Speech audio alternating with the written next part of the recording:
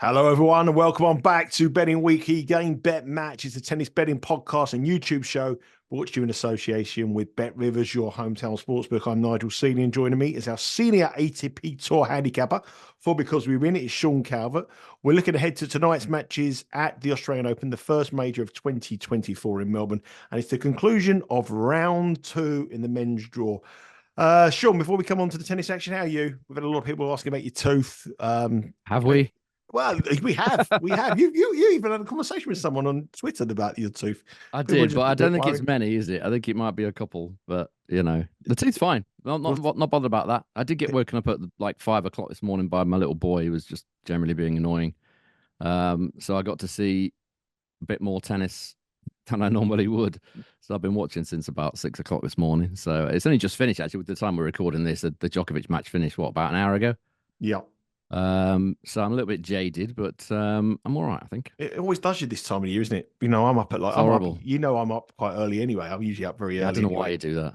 It's not necessary. Because my brain is thinking about things to do and things I've got to do, and I'm more. Come round here and deal with Lagan at 5 o'clock in the morning if you want. No, you're right, mate. I've been talking about merch. I've bought the t-shirt for that many times before. I'm well away at. Friends of mine, like I'm 50 years of age, and like similar kind of age as you. Friends of mine are having kids now. I'm like, what? They've sort of divorced and they've gone on and like met a younger partner, and she wants a baby and they're having a kid. I'm thinking, that I am so well done out of that. I was old at just over 40. I couldn't imagine doing it at just over 50. I thought that no. Big fade in the sports race at the school sports day. Big fade. I used to turn up and I thought there was only one guy that I thought I could. I used to turn up and they don't do that anymore, unfortunately. Don't they? Not at Lagan school anyway. I tell you a very quick story about a sports day. There was one guy who always used to beat me, and I wanted to beat him all the time. And we were like sort of quite athletic at the time, believe it or not. And he used to beat me all the time at the sports day. And this one year, they decided that instead of doing a straight sprint where the dads used to run the straight sprint, this one they decided to use it with jelly. So you had to run with a plate of jelly and put jelly into a pot, and whoever had the most jelly and won the race would count as the winner. It was just an obscure thing. How long did it take to measure the jelly at the end? Were there with like a ruler or something? Whoever gave most money to the school for the parents who won the award. Anyway, that's why everyone. But I was beating this guy. I was beating this guy with a run, and had to run in bare feet. And I ran because the shoes were a bit tight. And I thought I'll run in bare feet on this grass. You were playing your Zola Bud card there, were you? I was, and what happened was I was beating him. I was so confident I slipped on a bit of jelly and got done on the line. And jelly on my face. What was the surface? Was it like grass or grass? Yeah, grass. But the sports day, I never won the sports day. I think that must have been a lot of jelly. That must have been an awful lot of jelly for you to slip on that. I think my legs went to jelly. I think my legs went to jelly when I thought the winning line was in sight. I went to jelly. You choked it, did you? But all the cool kids, Alexi Popperin. I was just gonna say, all the cool kids, their dads used to win it, and like my son daughters always wanted me to win it, and I was always second. But anyway, someone whose legs never went to jelly today was Novak Djokovic. Did it? They almost did. They almost did, but he prevailed. He done what Novak Djokovic does. He grinded out. He took someone in the crowd to have a go at him, and then all of a sudden he was pumped. And I mean, what do you make of all that? Really, to be fair, he doesn't look right, does he? No. I mean, the wrist doesn't look right. The way he's hitting his forehand doesn't look right. I don't know if he's playing up on this or not, because he's not exactly subtle with the signs, is he? He's getting his hand and kind of really stretching it out and shaking his head and shaking the wrist out. He's not subtle, is he? I mean, he's sending a message there that he's not doing so well, as in the first two matches not been great performances. The message from him is that this is as good as I can do because I've got a dodgy wrist. Excuse me. I mean, Popperin should have won. That match all turned, didn't it? Popperin had 4 set points, 3 of them in a row to win the third set. So, all right, Djokovic aced him on one of them, but the other 2 or 3, he was in the point. He just beat himself, didn't he? Like Djokovic said at the end, Djokovic just gave him enough rope to hang himself with, if you want to use that phrase. Just play one more ball and let's see what you've got. And he didn't have it. He played one rushed backhand down the line. He went for a clean winner, didn't he? Missed, and then the forehand as well. It's just if he'd have won that set, I mean, what would have happened? I don't know. Djokovic might well have gone on to win that match anyway. We don't know, but it would have been. I would have preferred it as a Shelton backer if Popyrin had won that set.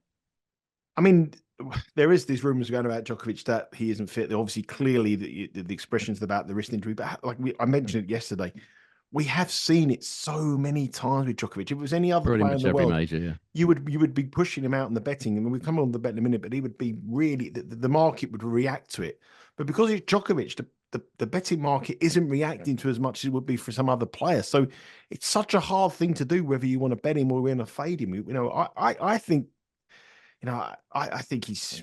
At this present time, would I bet him? No, I certainly wouldn't. But it just wouldn't surprise me to see him just steamroll and go on and win it. That's what we have to do. So it's a real dangerous difficult fade, isn't it? It's a dangerous lay if you're gonna do that, because he could, like you said, with a couple of days, that could suddenly be fine. We've seen this movie before, haven't we? Many times over the last sort of 10, 15 years, even slightly longer. You know, wouldn't surprise. That's why I say it's a difficult one to bet or to lay, isn't it? Because you really don't know what to do. You could argue that there's more value now in his outright price than there was at the start.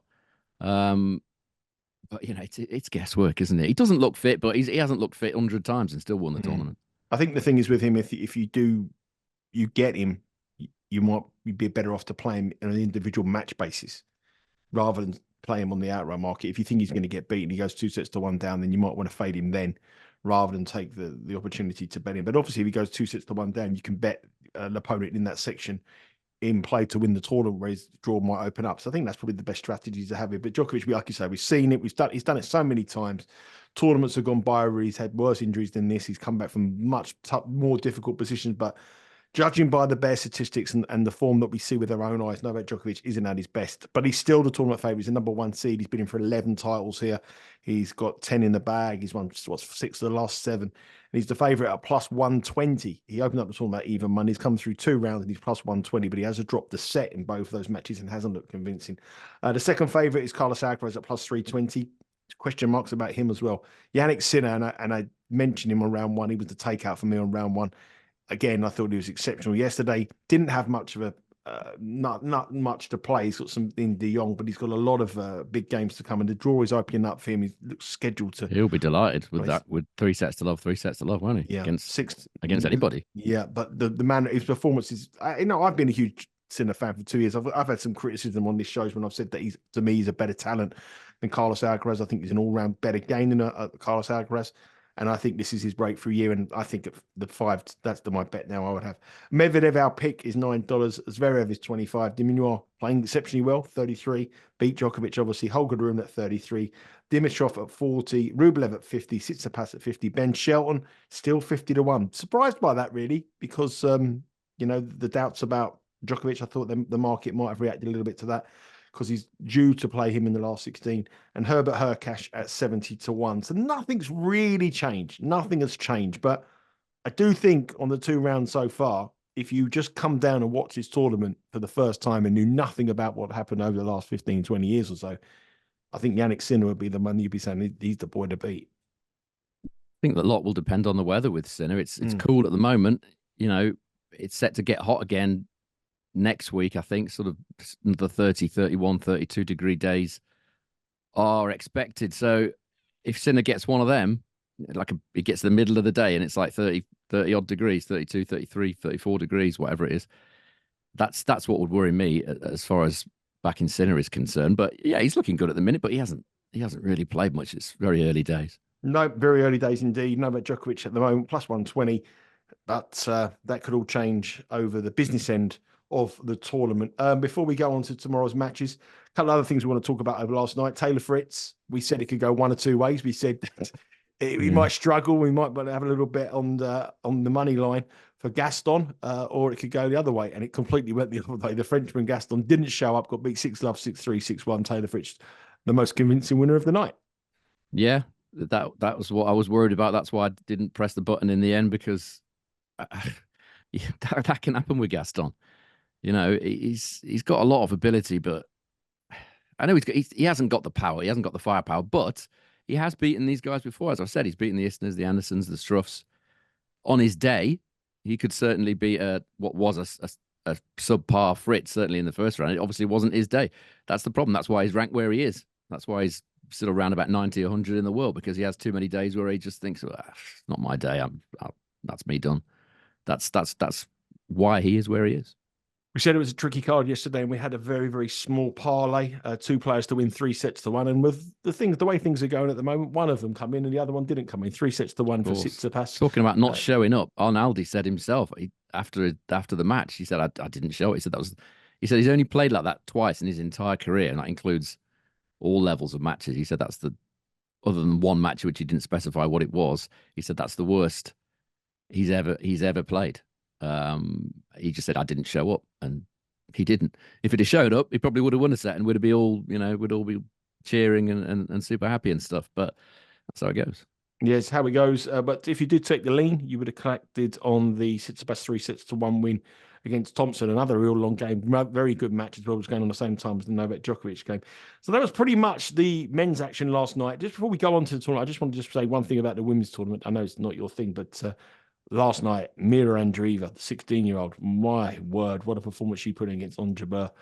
Exceptional talent. This girl really, really was a big performance. Not only was that the best performance, I thought, on the night, it's the best performance of the tournament so far. She won 6-love, 6-2 against the former Wimbledon finalist. And Mira Andreeva is going to be an absolute superstar, very similar to some of the young talents coming through in the men's game. So that was just my little take on that one last night. Let's have a look at the matches before we go on about the matches, Sean. The conditions, as you touched on, a lot cooler this time around. We expect that to go into tomorrow as well, and this evening. Yeah, 21 degrees Thursday and Friday, according to the weather forecast, which is never that reliable in Melbourne, but it should be there or thereabouts. So a good 10 degrees plus cooler than it was a couple of days ago when we saw all the cramping and all the rest of it that we often see it in Melbourne. So yeah, today and tomorrow should play slightly slower. Yep. So it's going to be a little bit slower, which is going to help some of the players, be a hindrance to other players. Sean is going to break it down, tell you the players that will be suited by the conditions, the players that won't be suited by the conditions, give you the stats and the best plays.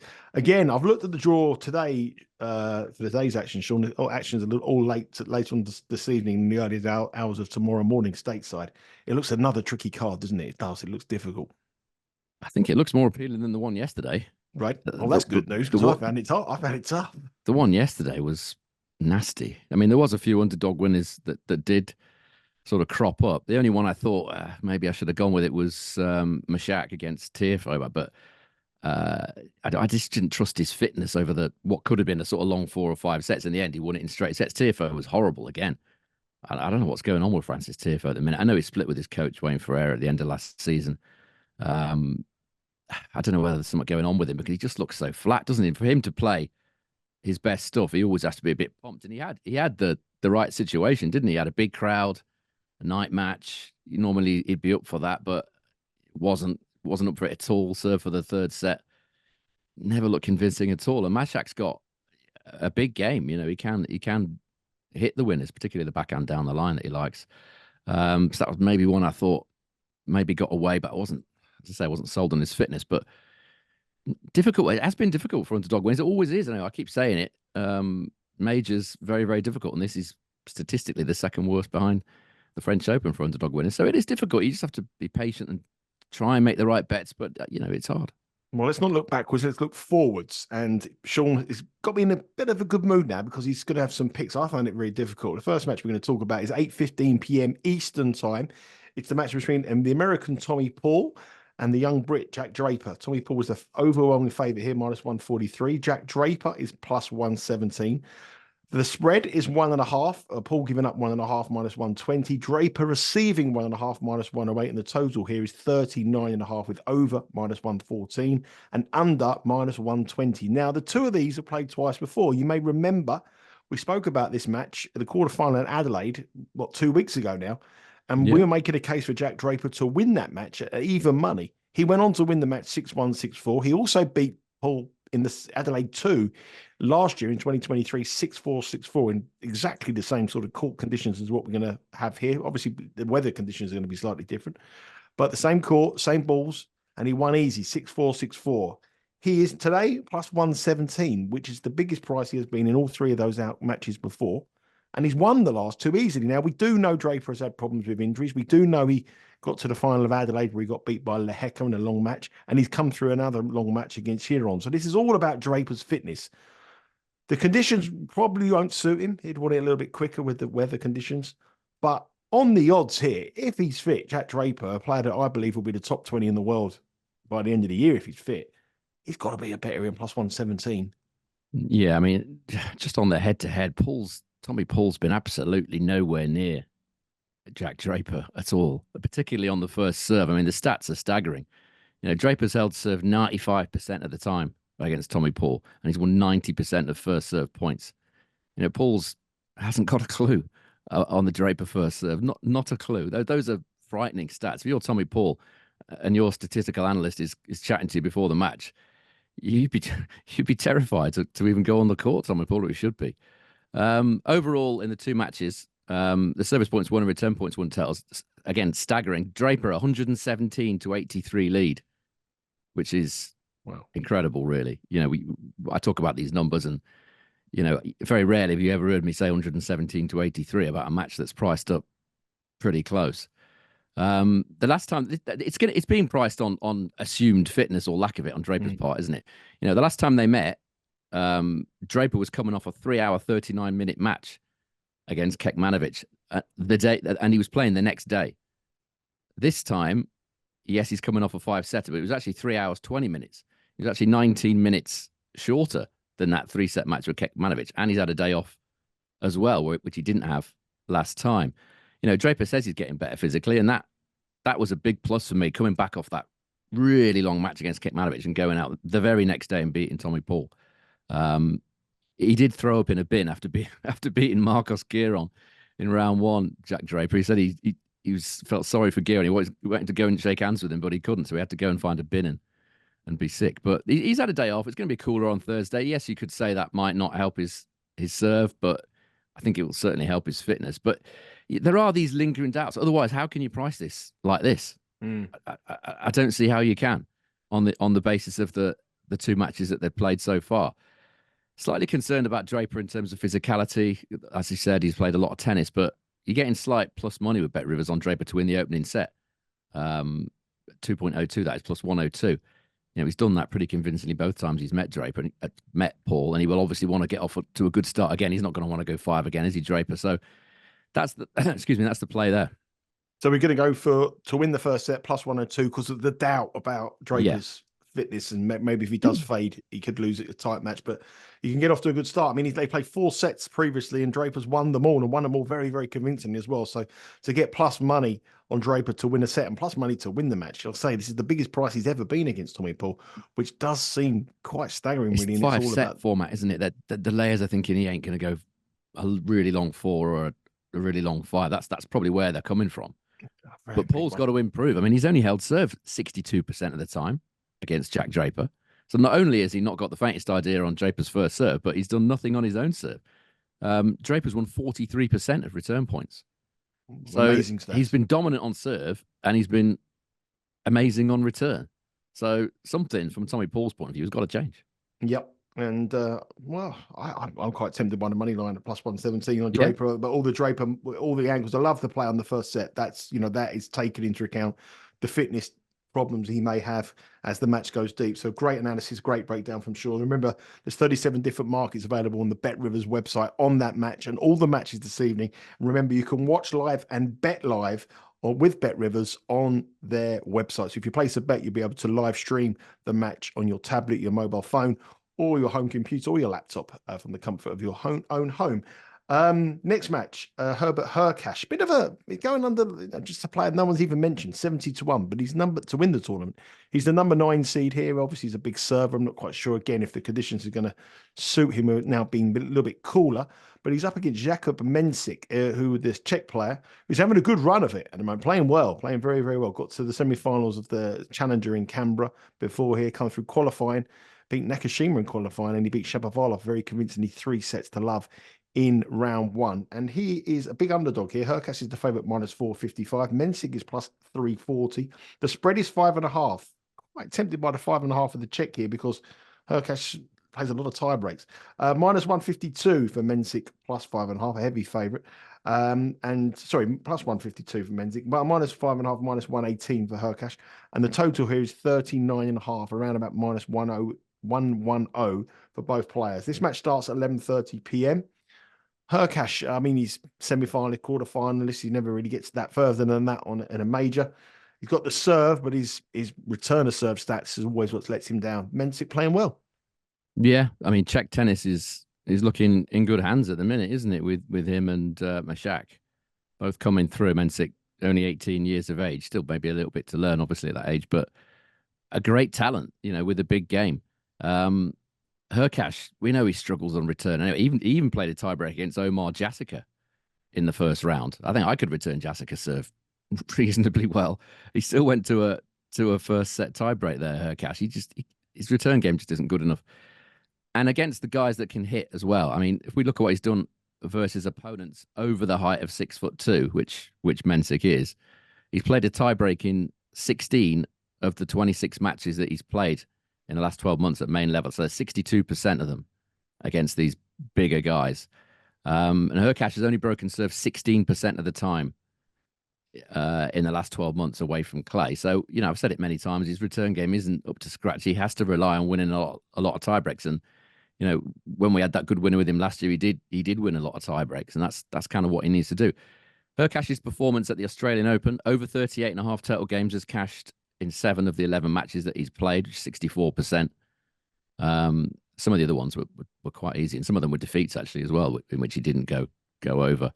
As you said, Mensik is in great form. He's held serve 49 times out of 53 service games so far this Australian Open through qualies, and obviously in the main draw against Shapovalov. So that's 92% of the time. His average first serve speed is 196 kilometers an hour, which is just 2k per hour less than Hurkacz. He's got big serve, goes for his shots, got the weapons, likes to play attacking tennis. I think he'll test Hurkacz here. I think he'll also be boosted by Mashak having beaten Tiafoe as well. He's going to want to do a bit of the same, knock out a big name, and why not? He's got the game to do it. I think you have to go overs here. I mean, it's a kind of a high line, but over 39.5, happy to take that with these two. That's a 1.93 minus 108 chance of Bet Rivers. Yep, over minus 108. You can also bet the over on the first set, tiebreaks as well, as Sean said there, alluded to about the fact that Hurkacz gets a lot of tiebreaks as well, but it's very heavily game orientated from Hurkacz. We know that he holds serve well, but he's breaking. He finds it really difficult to break, which means it's going to be a long game. So when you can't break someone, but it's impossible for you to be broken. So tie breaks, long matches, 39.5 against a very young and up and coming player in Mensik. Now, just one thing: the Bet Rivers have an offer. Bet Rivers offering a live profit boost every day of the Australian Open when you place a wager of at least $25 during a match. If you bet $25 in play, you will receive a 20% profit boost. To limit one bet per day, every day of the tournament. See the Bet Rivers website for full details on the Australian Open bet and get offer. So the bet and get offer is something you want to do if you place a wager in play on the Australian Open. Next up, we have another Brit in action, Cam Norrie. He's against Zeppieri. I don't really know much about Zeppieri, to be fair, but I know he's Italian. I know he's 22 years of age, but I don't really know much about him. He's 133 in the world, but I do know a lot about Cam Norrie. And to me, Cam Norrie doesn't look at his best at the moment. Obviously, he pulled out injured in the Auckland quarterfinal, which must have been a serious injury because that is more or less his home tournament. It is his hometown, yeah. Yeah, Norrie is the favourite, minus 335. Zeppieri is plus 255. The spread here is 5.5. Giving up 5.5, Norrie plus 102. Zeppieri plus 5.5, minus 130. The total here is 37.5. Now, if you don't know Zeppieri, like me, don't know much about it, Sean's going to tell us a little bit more about him. But the one thing I do know is that they met in 2020 in Rome on clay, and Zeppieri annihilated Norrie, 6-3, 6-1, absolutely wiped the floor of him. Zeppieri's come through qualifying here, beat Lajovic in round 1. He's in form, 6 matches this year, 5 wins, 1 defeat. And Norrie has a little bit of an injury concern. And an easy favourite here, the Brit. Yeah, very uneasy. I mean, I'm yet to be convinced about Cam Norrie for a long time. Getting on for a year, not quite a year, maybe like 10 months. He's not played his best tennis at all. Zeppieri, he's going to fancy his chances. As you said, he beat him comfortably on clay in Rome, and he was a plus 159, 2.59 chance that day. Now he's much bigger, 3.55, plus 255. I know he's got to win 3 out of 5 sets and it's on hard courts, but I couldn't back Norrie a 1-3 here. he's just not done anything really at the last 12 months at main level. His stats are very much down on what they were this time last year. His service points won and return points won total is 102. Zeppieri's only played 5 matches at main level. His in the last 12 months, his total is 101. So if you're just going on that, I know Zeppieri's not played many matches, but this should be relatively close. Obviously, Zeppieri's already beaten before. He's not going to fear Cam Norrie, an injured Cam Norrie as well. As you said, it wouldn't have been an easy decision for him to quit Auckland, given that it's his home tournament. And Zeppieri, he must be feeling great. He's come through qualies. He's beat Lajovic. He's only dropped 1 set in the process. What's to fear from his point of view against a potentially injured opponent who may well not be able to last the full distance or may not be able to give his best? I mean, it's a wrist problem, which is obviously what we've seen with Novak Djokovic. If Norrie's kind of underpowered on that, he's going to have a problem here.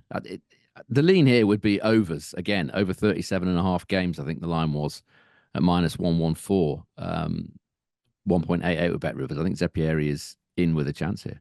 I opposed Norrie in the round 1 against Virillas on the handicap. Just I lost, but I shouldn't have. I can see why, because he pulled out of Auckland.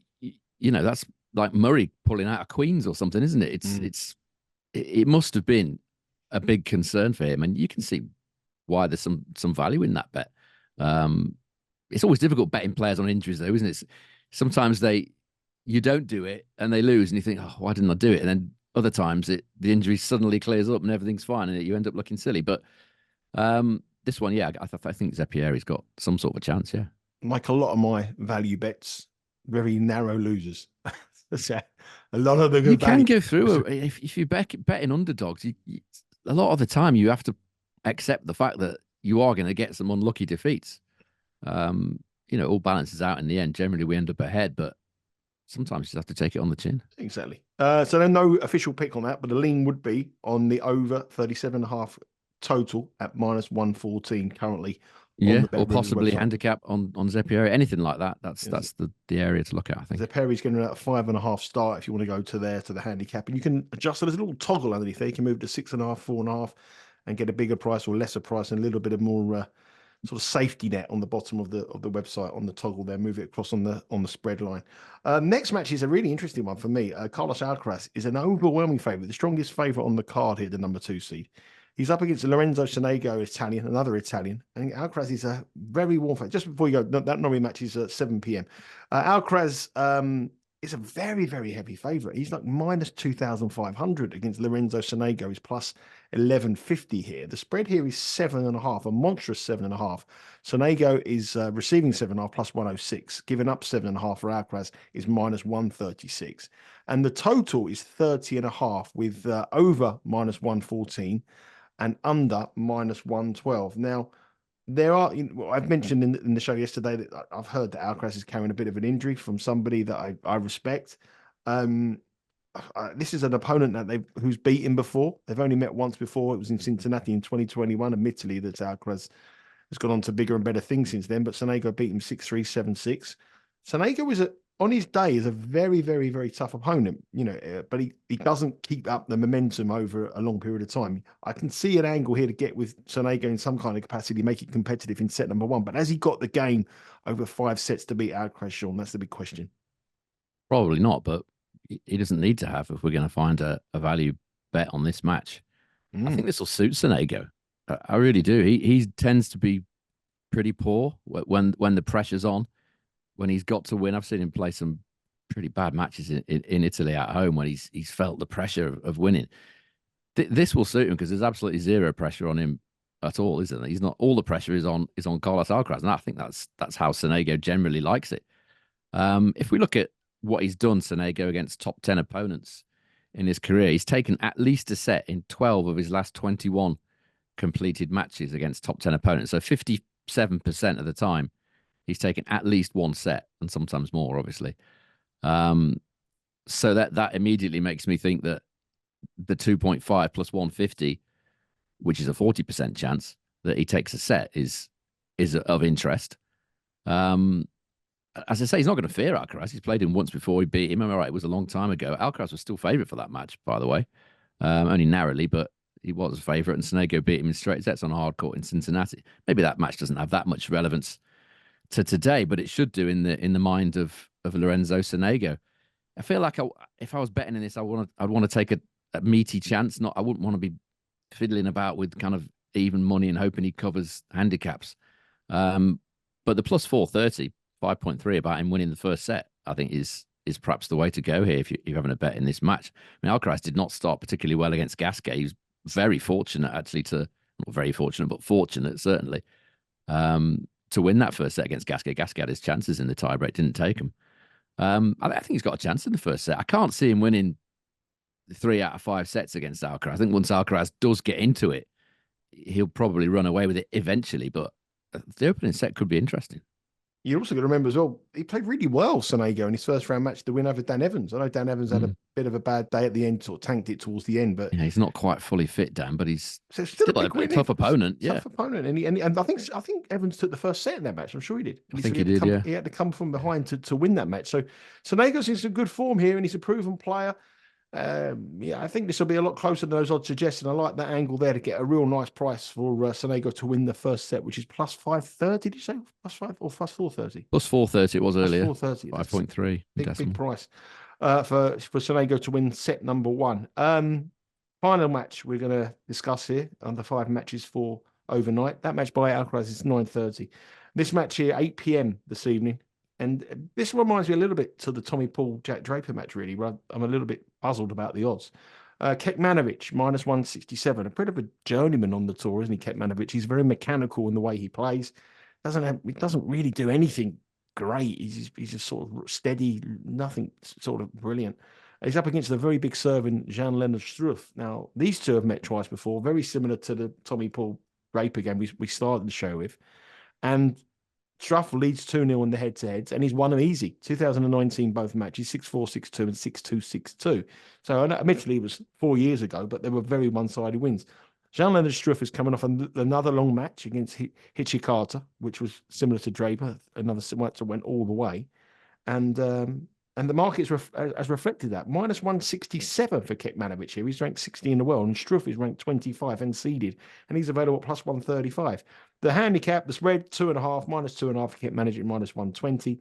Struff plus 2.5, minus 107. And the total here, which really, if you want to play your high numbers, 39.5, it does look an overmatch to me. Over and under are more or less exactly the same price, around about minus 110. Sean, another one, I'm quite surprised by Struff's price here at plus 135, unless there's an injury, unless the market had just looked at that match and thinks, well, he's coming back from an injury. He's a guy who's struggled with injuries before. He's not going to be able to play anywhere near his best after a long match against Hurkacz in round 1. Could be that. It could be that. I mean, on the 12-month outdoor hard court stats at main level, Kecmanovic is the right favourite. He's got the better stats, but Struff didn't really have what you would call an injury-free season on this surface last year. He didn't play early part of the year. His hard court session, if you want to call it that, was only really Indian Wells and Miami, and then later on. So he didn't really have that much hard court action, if you want to call it that, outdoor hard court. Anyway, on all surfaces though, at main level in the last 12 months, there's very, very little in this. Kecmanovic, service points 1 and return points 1, total of 100.5. Struff 100. So there's nothing in it there. The thing that would concern me, one of the things that would concern me if I was a Kecmanovic backer here, is that he's first of all, his stats don't show that he should be that price. Secondly, he's a very shaky favourite at this sort of price, certainly recently.